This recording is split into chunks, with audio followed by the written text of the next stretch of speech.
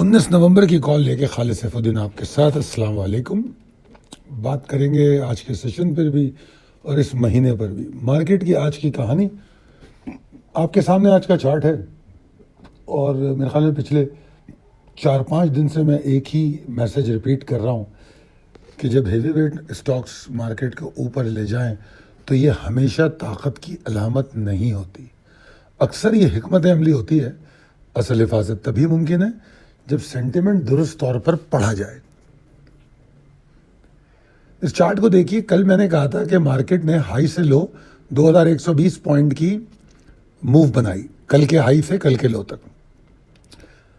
अब अगर आज मैं देखूं कल के हाई से आज के लो तक तो 3019 पॉइंट हो गए, 3019 पॉइंट। और अगर 2 सेशन में इंडेक्स का लॉस देखूं तो वो सिर्फ 1000 पॉइंट है। पिछली कॉल में मैंने बड़े वाज़ेह तौर पे हाईलाइट किया था कि 161,735 इज़ रियली इंपॉर्टेंट, कि इसके ऊपर ही रहना होगा, इसके नीचे सिर्फ एग्जॉस्शन है। अगर पॉइंट टू पॉइंट भी हम बात करें तो इंडेक्स जो है इस लेवल के पास हमें स्ट्रगल करता नज़र आ रहा है। मैंने आपको रेड लाइन खींच के दिखाई है, तो आप देखें कि most of the day market इसके आसपास थी और बीच में ऊपर गई, 162,085 के ऊपर गई। मगर अगर आपने कॉल पढ़ी हो तो 162,455 एक हाईलाइट किया गया था कि इसके ऊपर जाके सीरियस एफर्ट शुरू होती है। तो 162,455, 370 का एरिया क्रॉस नहीं हो सका, इसलिए सीरियस एफर्ट भी नहीं हुई। अगर हाई से लो देखें तो अच्छा खासा सफर तय किया, मगर अगर सिर्फ हम 161,735 से भी देखें तो तकरीबन 1200 पॉइंट का सफ़र है जो मार्केट ने नीचे की जानिब किया अपने लो तक।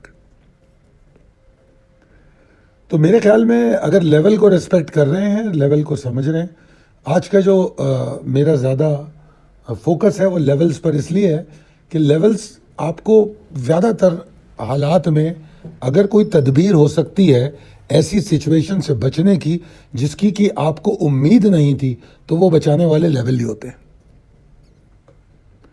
162,455 के ऊपर नहीं गई, नहीं एफर्ट हुई।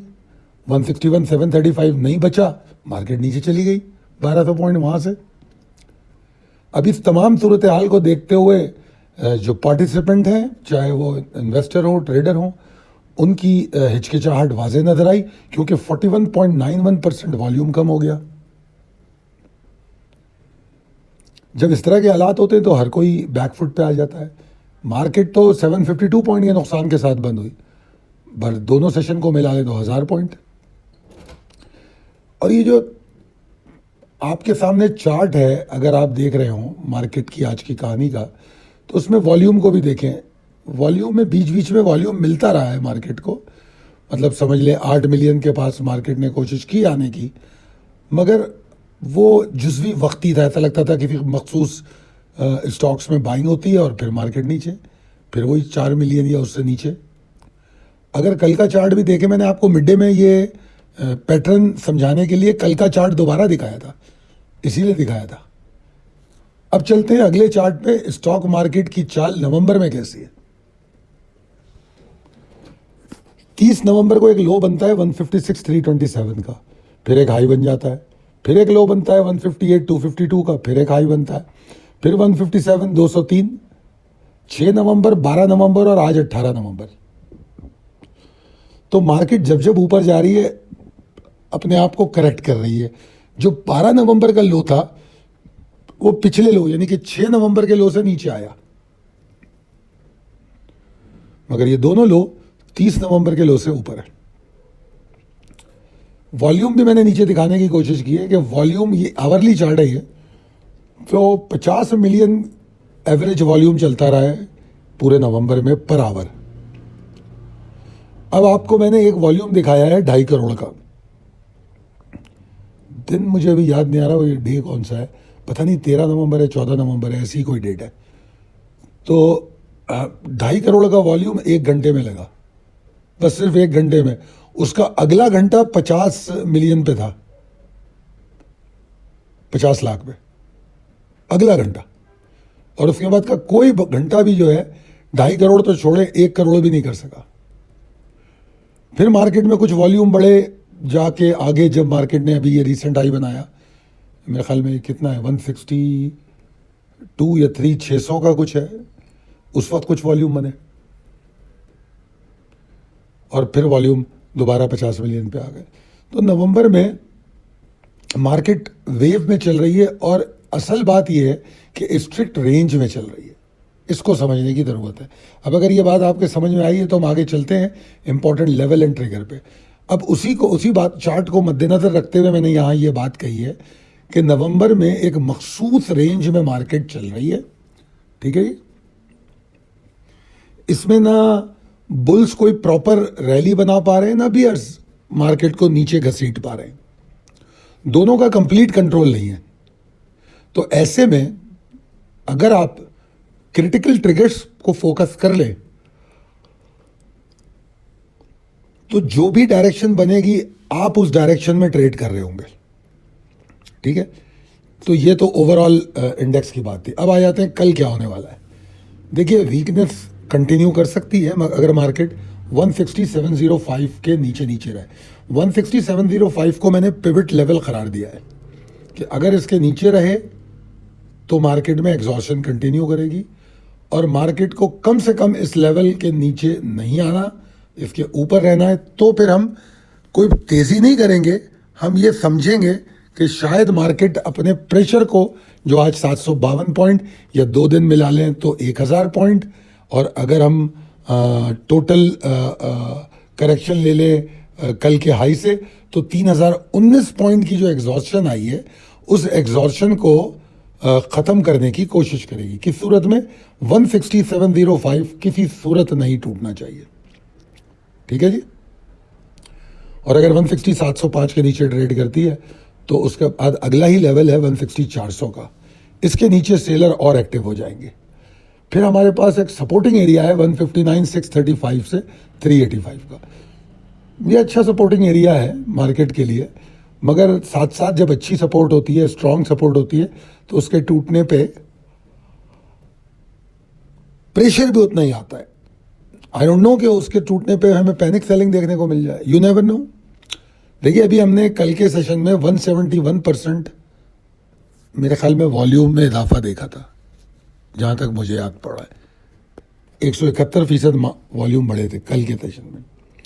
तो वो जो वॉल्यूम बढ़े थे और मार्केट ना ऊपर गई थी ना नीचे गई थी, 248 पॉइंट के नुकसान पे बंद हुई थी, मगर गौर करें तो उसके हाई से जो मार्केट नीचे बंद हुई थी वो अच्छे खासे पॉइंट थे। तो इसका मतलब क्या था कि मार्केट में जो वॉल्यूम बन रहे थे, पहले डायरेक्शन बन रहा था और वॉल्यूम नहीं थे।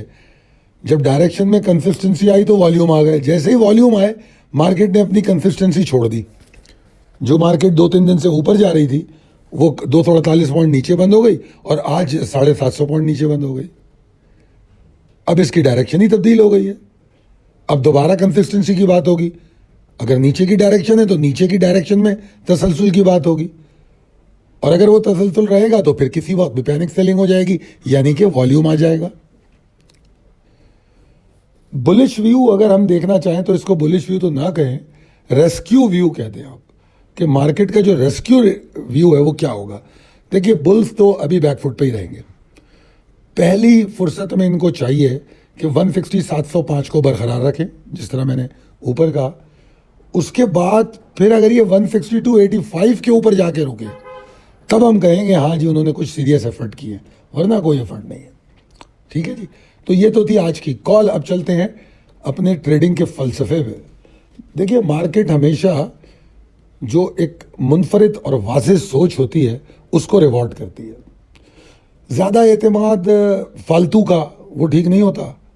Logical, reality based, technical levels को समझ के उन पे एतमाद करके उनके साथ मार्केट के सेंटिमेंट को जोड़ के देखना और फिर उस पे एतमाद करें तो ठीक है।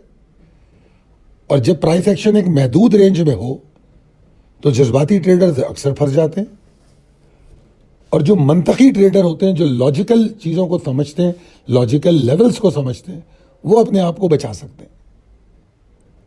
याद रखें कि मुस्तकिल मिजाजी जो है ना, मार्केट की पेशिंगोई में नहीं है कि मैं रोज़ आप मेरे से मुराद मेरी ट्रेडर जो है ट्रेडर रोज अपनी कोई पेशिंगोई लेके बैठ जाए कि बस मार्केट ऐसी चलेगी, तो वो तो ठीक नहीं है।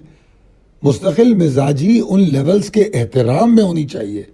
जो आपकी जो राय है मार्केट के ट्रेंड के बारे में, उसको भी चैलेंज करती हो, कोई फर्क नहीं पड़ता। अगर करती है तो करे, हम उसको फिर मिला के देखेंगे और फिर हम लेवल्स को फोकियत देंगे, उसको फॉलो करेंगे। तो ये थी आज की कॉल। पसंद आई है तो व्हाट्सएप पे कमेंट करके बताइए।